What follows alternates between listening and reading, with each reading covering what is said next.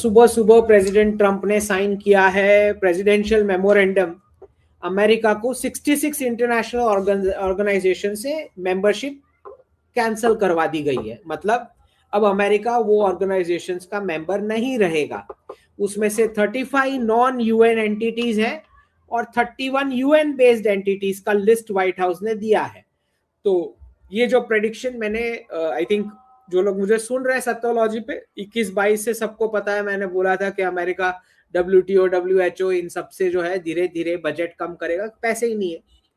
तो अब ये ट्रंप ने का स्टेटमेंट जो है किस दिन का है, ये 14 फरवरी 2025, पिछले साल फरवरी का। BRICS is dead. तो बेचारे हमारे एक्सपर्ट्स जो एज यूजुअल जो हेडलाइन से बेवकूफ बनते हैं वो शुरू हो गए कि कोई डी डॉलराइजेशन नहीं, अब ट्रंप आ गया है, अब नहीं होगा डी डॉलराइजेशन। तो तब भी मैंने ब्रिक्स इज डेड का ट्रांसलेशन दे दिया था। आई एम, ध्यान से देखें, I am going to destroy the western hegemony, not BRICS. I am going to destroy the Western hegemony established in multilateral bodies, UN, World Bank, WTO, WHO, and IMF. If they do not accommodate BRICS plus decisions on multipolarity.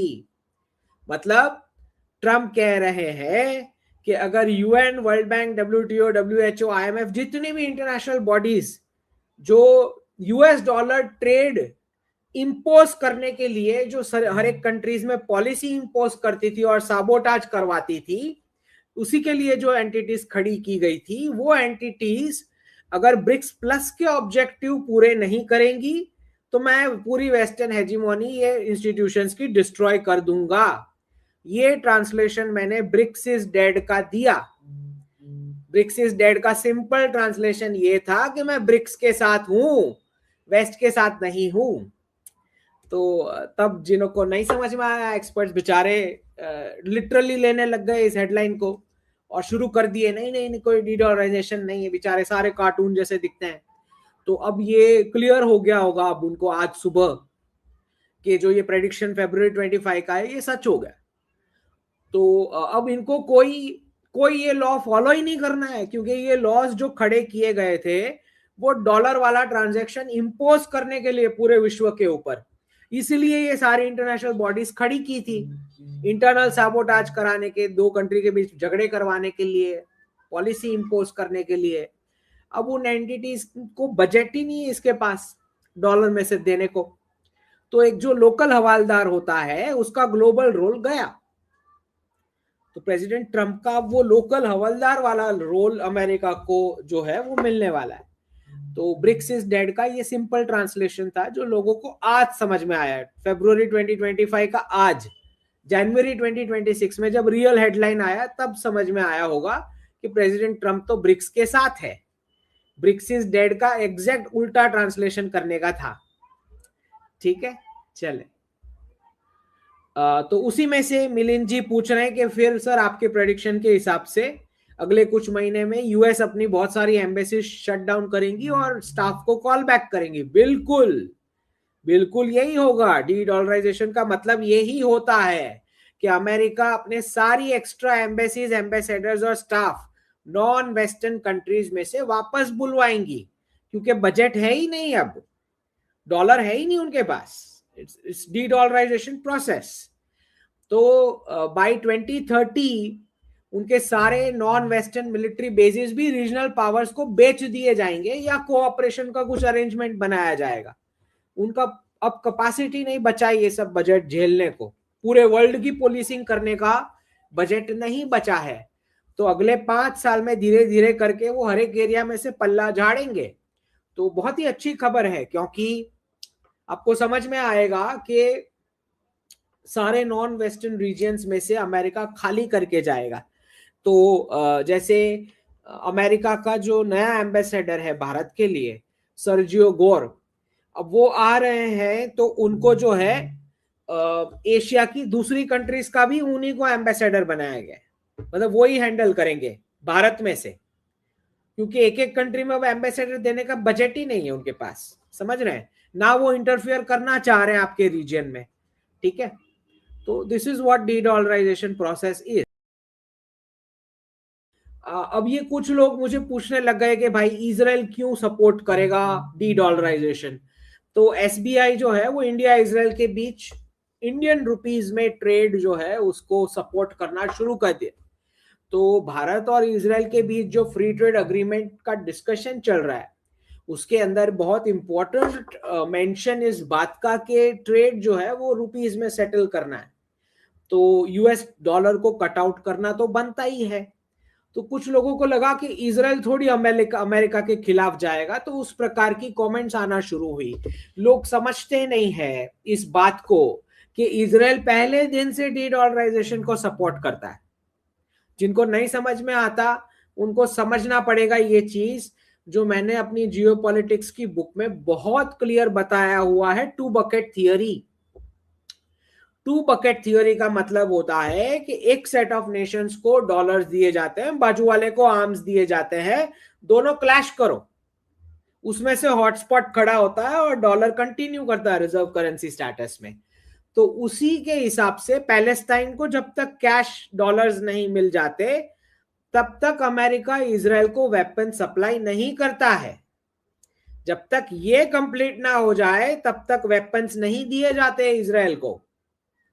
जिनको जिनको अभी भी deep state कैसे बना, उसमें तो Jewish लोग हैं, ये सारे जिनके कंफ्यूजन चल रहे हैं दिमाग में, क्योंकि एक्सपर्ट्स ने बहुत सारी बकवास फैला रखी डीप स्टेट के बारे में। तो ये कंफ्यूजन बिल्कुल दिमाग में से निकाल दे कि क्या डीप स्टेट में ज्यूइश मेजॉरिटी है? हाँ है। क्या डीप स्टेट प्रो इजराइल है? नहीं, अभी तक नहीं था। क्या डीप स्टेट प्रो इंडिया है? ना, अभी तक नहीं था। क्या डीप स्टेट अब मल्टीपोलैरिटी में प्रो इजराइल और प्रो इंडिया होने वाला है? हाँ, अगर प्रॉफिट में हिस्सा मिलेगा तो। क्या डीप स्टेट जो है डी डॉलराइजेशन के साथ अलाइंड है? हाँ, 93% जो मैं बताता हूं उसका फैक्शन अलाइंड है, राइट।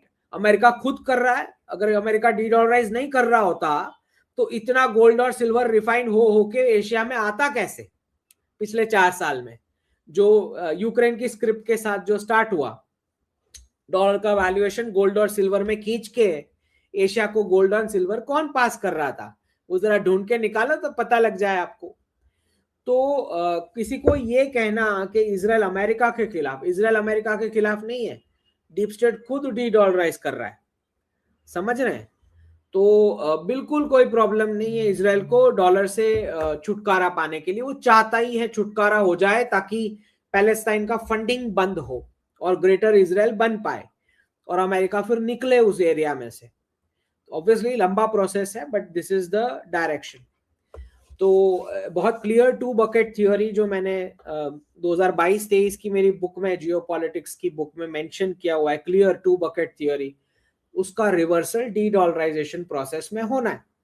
ओके, और अमेरिका की ही फोर्सेस हेल्प करेगी इजराइल को ये अचीव करने में, और उसके साथ पैरेलल इजराइल डी डॉलराइज करेगा और लोकल करेंसीज में ट्रेड करेगा। कोई इजराइल को रोक नहीं सकता है, समझ रहे हैं। तो कोई ये सोच रहा है कि अमेरिका इजराइल को रोक पाएगा?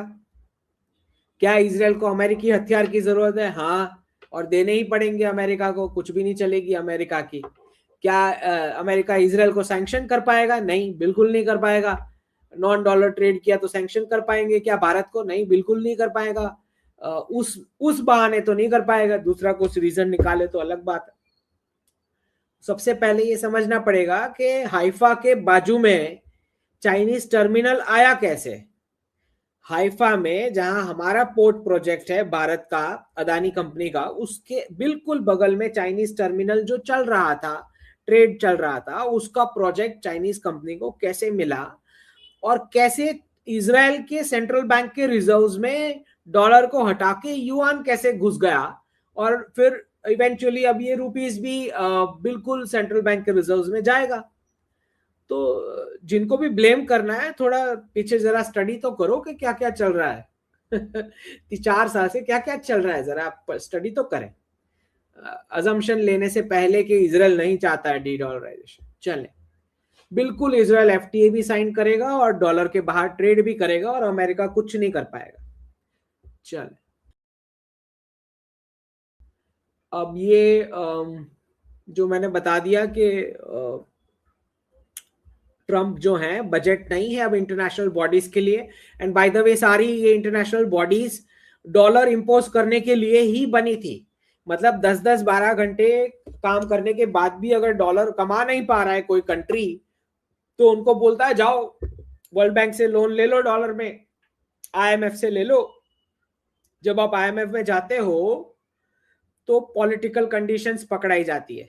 अच्छा तुम डॉलर्स लेने आए हो, ठीक है, तुम्हारी ट्रेड पॉलिसी मैं तय करता हूं, तुम्हारा डिफेंस पॉलिसी मैं तय करता हूं, तुम्हारा फॉरेन पॉलिसी मैं तय करता हूं। अब सारी कंट्रीज को समझ में आ गया कि ये बॉडीज डॉलर ट्रेड के लिए ही बनी थी, डॉलर इंपोज करने के लिए।